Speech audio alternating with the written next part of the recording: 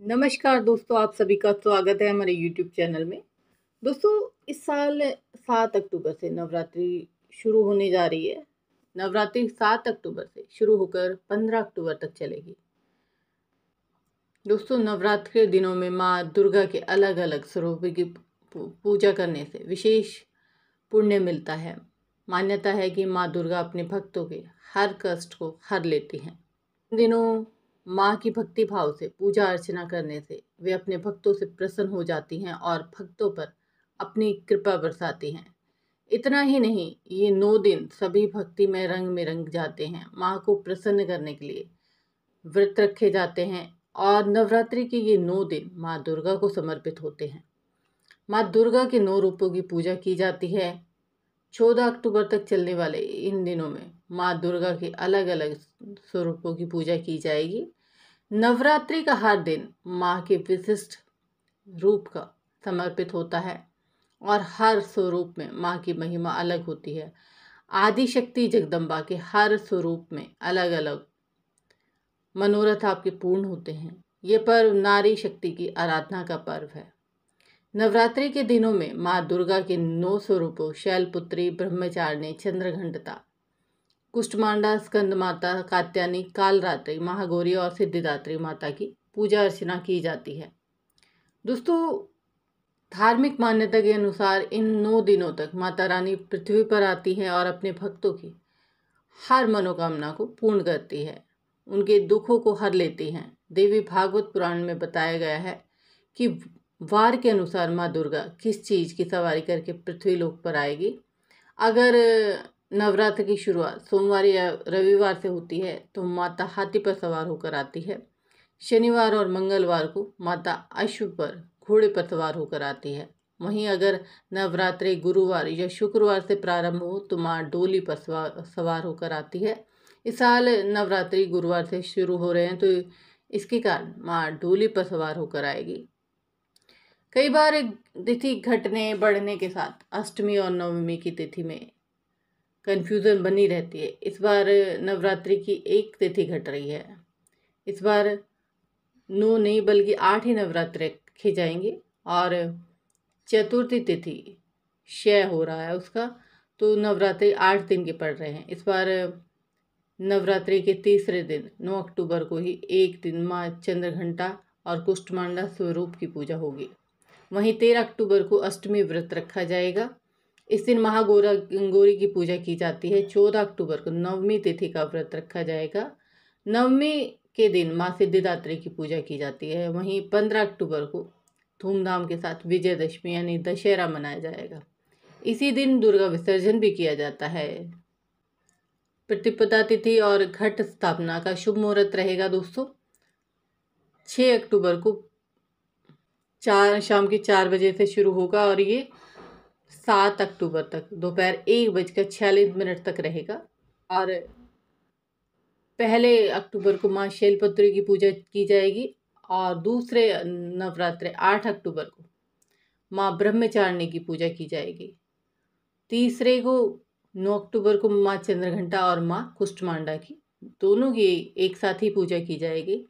10 अक्टूबर को चौथा दिन माँ स्कंद माता की पूजा की जाएगी और 11 अक्टूबर 5वां दिन माँ कात्यायनी की पूजा की जाएगी। 12 अक्टूबर 6वां दिन माँ कालरात्रि की पूजा की जाएगी और 13 अक्टूबर 7वां दिन महागौरी की पूजा की जाएगी। 14 अक्टूबर 8वां दिन माँ सिद्धिदात्री की पूजा की जाएगी और इसी के साथ ही नवरात्र का समापन हो जाएगा, पारण हो जाएगा। दोस्तों, ज्योतिष के अनुसार माता का डोली पर सवार होकर आना बहुत अच्छे शुभ संकेत नहीं माने जाते हैं। कहते हैं जो लोग माँ दुर्गा की उपासना सच्चे मन से करते हैं उन पर इसका अशुभ प्रभाव नहीं पड़ता है। 7 अक्टूबर को ही दोस्तों घट स्थापना करें। सबसे पहले जौ बोने के लिए ऐसा पात्र लें जिसमें कलश रखने के बाद भी आसपास जगह बचे। ये पात्र मिट्टी की थाली जैसा कुछ हो सकता है और इस पात्र में जौ उगाने के लिए मिट्टी की एक परत बिछा दें। मिट्टी शुद्ध होनी चाहिए।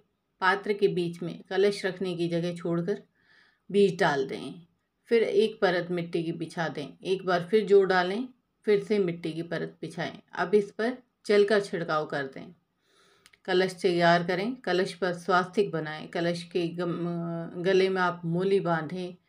आप कलश को थोड़े गंगा जल और शुद्ध जल से पूरा भर दें। कलश में साबुत सुपारी, फूल, दूर्वा डालें।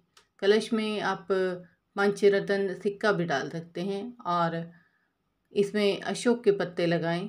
कुछ पत्ते आप थोड़े बाहर दिखाई दे सकते हैं, इस तरह लगाएं। चारों तरफ से पत्ते लगाकर ढक्कन लगा दें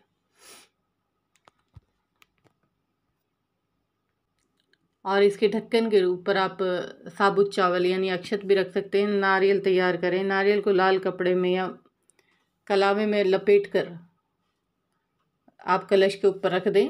नारियल का मुंह आपकी तरफ होना चाहिए। यदि नारियल का मुंह ऊपर की तरफ हो तो रोग बढ़ाने वाला माना जाता है और नीचे की तरफ हो तो ये शत्रु बढ़ाने वाला माना जाता है। पूर्व की ओर हो तो धन को नष्ट करने वाला माना जाता है। नारियल का मुंह वो होता है जिसे आप पेड़ से जुड़ा हुआ होता है। ये कलश जो उगाने के लिए तैयार किए गए पात्र के बीच रखते हैं। अब देवी देवताओं का आह्वान करें, अपने कुल देवताओं का आह्वान करें, प्रार्थना करें कि हे समस्त देवी देवता, आप सभी 9 दिन के लिए कृपा कलश में विराजमान हो। और आह्वान करने के बाद ये मानते हुए कि सभी देवतागण कलश में विराजमान हैं, कलश की पूजा करें, कलश को टीका करें, अक्षत चढ़ाएं, फूल माला अर्पित करें और नवेद, फल मिठाई आदि अर्पित करें। घट स्थापना या कलश स्थापना की देवी माँ की चौकी स्थापित करें। दोस्तों, कलश पूजन का विशेष महत्व है। जैसे धर्मशास्त्रों में कलश को सुख, समृद्धि, वैभव और मंगल कामनाओं को प्रतीक माना जाता है। विशेष मांगलिक कार्यों के लिए, शुभारंभ जैसे गृह प्रवेश के समय, व्यापार में नए खातों के आरंभ के समय, नवरात्र, नववर्ष के समय, दीपावली के समय पूजन आदि पर कलश स्थापना की जाती है। उसी प्रकार ही हम माँ दुर्गा की उपासना के लिए भी कलश की पूजा करते हैं। कलश में आपको शुद्ध जल भरना चाहिए। पवित्र जल इस बात का प्रतीक है कि हमारा मन भी जल की तरह हमेशा ही स्वच्छ, निर्मल और शीतल बना रहे। हमारा मन श्रद्धा, संवेदना और सरलता से भरा रहे। इसमें क्रोध, लोभ, मोह, माया, ईर्ष्या और घृणा आदि की कोई जगह ना हो। इसी के साथ ही नारियल को भी भगवान गणेश का प्रतीक माना जाता है। ध्यान रहे कि नारियल की स्थापना सदैव इस प्रकार करनी चाहिए कि उसका मुख पूजा करने वाले की तरफ रहे, जिस तरफ से वो पेड़ के टहने से जुड़ा होता है। कलश में रखी जाने वाली दूर्वा, कुश, सुपारी, पुष्प इस भावना को दर्शाती है कि हमारी योग्यता में जीवन शक्ति, कुश जैसी प्रखरता, सुपारी के समान गुणयुक्त स्थिरता, फूल जैसा उल्लास और सर्व के साथ सर्वगुण संपन्न हो। ये तो था दोस्तों नवरात्रों में घट स्थापना का महत्व। थैंक यू दोस्तों। चैनल को लाइक, सब्सक्राइब, शेयर करना ना भूलें।